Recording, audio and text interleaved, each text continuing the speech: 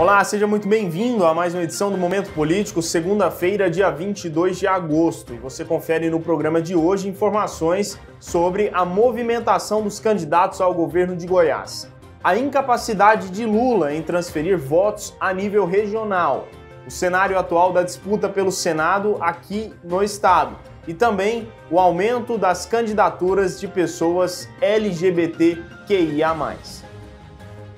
O final de semana foi marcado pela movimentação dos candidatos ao governo de Goiás. O governador Ronaldo Caiado, do União Brasil, lançou oficialmente sua campanha na cidade de Goiás no último sábado, dia 20. Foram 6 rotas entre os municípios vizinhos até chegar na antiga capital. Nessas rotas, além do próprio Caiado, estiveram presentes Daniel Vilela, Gracinha Caiado, Vilmar Rocha, delegado Valdir e Alexandre Baldi. No domingo, o governador esteve em Trindade para o lançamento das campanhas de Flávia Moraes e Dr. Jorge Moraes, ambos do PDT. Vitor Hugo, do PL, por sua vez, esteve em carreatas e encontros com o candidato ao Senado Wilder Moraes, do PL, e sua suplente Isaura Cardoso, também do mesmo partido. A primeira cidade visitada foi Paranaiguara e, na sequência, vieram os municípios de São Simão e Quirinópolis. Em Goiânia, ele participou do lançamento da campanha de Gustavo Gayer, também do PL. E ainda no mesmo dia, em Anápolis, foi ao lançamento da campanha da professora Fausta Matos, do mesmo partido. Vitor Hugo finalizou a movimentação do fim de semana com participação em um podcast.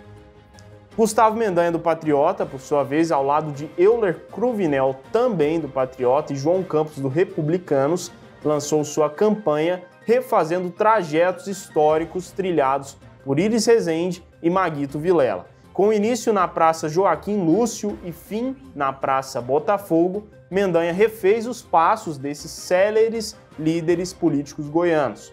Na sequência, o candidato fez uma carreata em Aparecida de Goiânia, seu berço político. No domingo, o Patriota esteve no encontro do DF.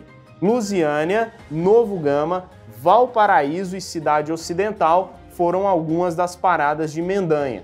O ex-prefeito de Aparecida finalizou o dia com reuniões em Senador Canedo e com uma missa em Trindade.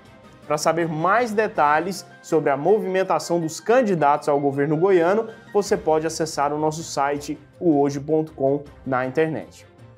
E na coluna Xadrez de hoje, assinada pelo jornalista Wilson Silvestre, ele traz um pouco da dinâmica do PT entre a executiva nacional e os diretórios regionais.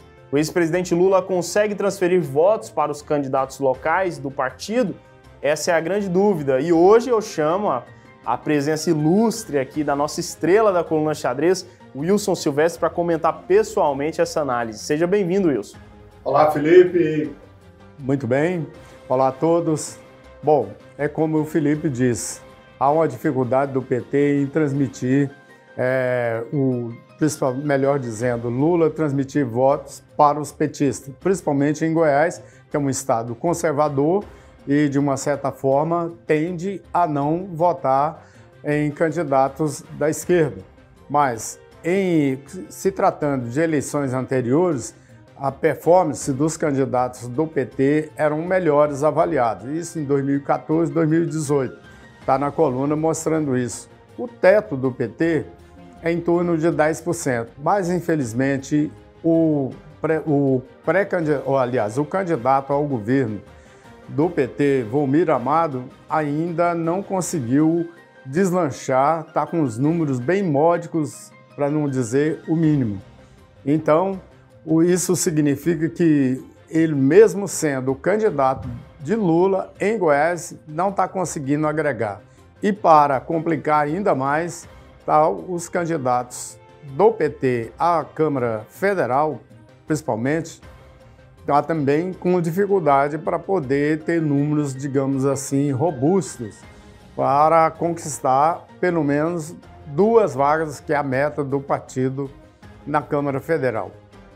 Há uma explicação em relação à não transferência de votos de Lula, que Lula é maior do que o partido. E, consequentemente, quem vota no Lula não vota, às vezes, no PT. E a maioria das vezes está acontecendo isso. Vota no Lula, mas não vota nos candidatos do PT. Isso significa que aquela esperança, ou pelo menos que tem alardeado aí, que faria uma grande bancada, como em anos anteriores, bancada federal e no Senado, se for basear pelas pesquisas atuais, pode esquecer.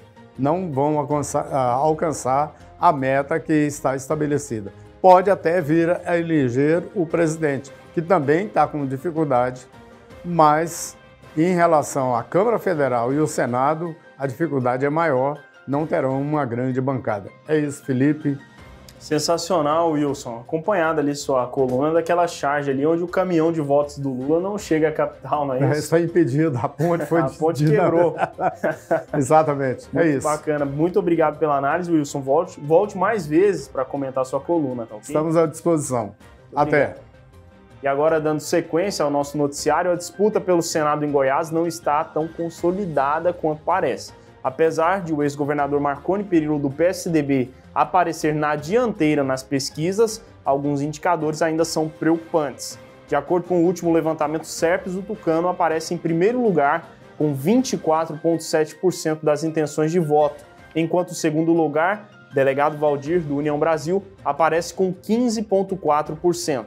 Entretanto, no levantamento espontâneo, 73,4% dos eleitores disseram não saber em quem votar, ou seja, o cenário ainda pode mudar radicalmente com a aproximação das eleições. Outro dado preocupante é o nível de rejeição do ex-governador Marconi Perillo, que aparece com 23,7%, um valor próximo de seu nível de aprovação. Apesar de estar na dianteira, esse resultado pode indicar apenas que Marconi é o candidato mais conhecido dentre os demais. Enquanto isso, a expectativa de crescimento de outros postulantes é grande. Alexandre Baldi, do PP, por exemplo, conta com uma melhora expressiva a partir da chegada das votações. O candidato ao Senado pela base caiadista mostra que existe uma rede de apoio à sua candidatura que conta com 111 prefeitos goianos. Entre esses nomes estariam 13 dos 20 dirigentes dos municípios mais populosos do estado. Enquanto a campanha de Baldi se faz presente em alto e bom som, o ex-governador tucano ainda se mostra tímido na busca de votos em Goiás. E de acordo com o último levantamento feito pela organização não governamental Vote LGBT+, o número dessas candidaturas teve um aumento de 36% em relação ao último pleito.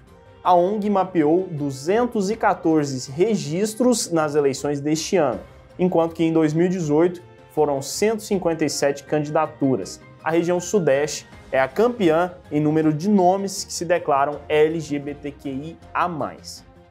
São essas as informações do Momento Político de hoje. Eu agradeço a sua companhia até aqui e o aguardo para um próximo encontro na terça. Até lá!